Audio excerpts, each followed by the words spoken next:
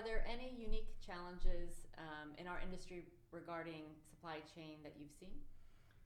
Wow, yes. So we've already talked about increased costs and challenges with getting goods, right? Yeah. The inflation piece. But there are certain areas, like semiconductors and chips Oh, are yeah. certainly a unique challenge for our industry because we make up such a small percentage of the demand, 5% or less.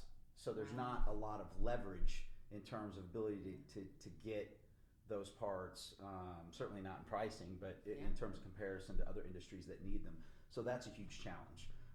The vice president of supply chain for Stryker was in an article, I think it was through Fish Biotech, but in an article talking about challenges with supply chain and talking about how they were able to get a second critical supplier for a component that dealt with resin.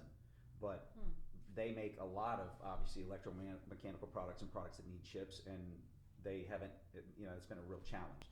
So that's one unique area. I think another area that maybe people don't realize, but when you think about clinical trials and the challenges there, so in 2021, in terms of accessing, getting patients enrolled in clinical trials, the percentage went down like 59%. Oh, yeah. Of not being able to get patients enrolled in trials, certainly issues with being able to get supplies for clinical trials.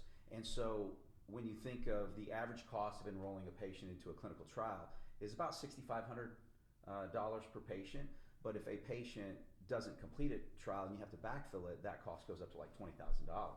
So in terms of not being able to get patients, the challenge is there.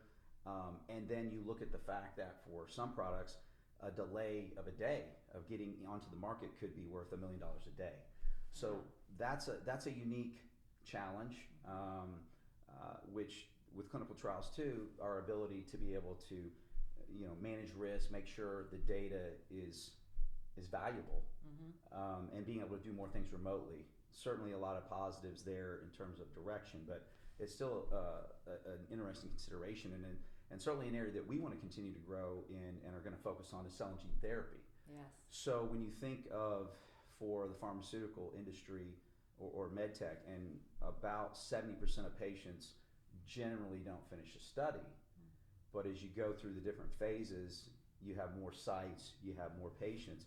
But like cell and gene therapy for a rare disease, you may only have 2 sites and 10 patients in that study. You can't afford to not have patients finish. So managing your costs, managing your risk, and certainly in certain areas you have less margin for error.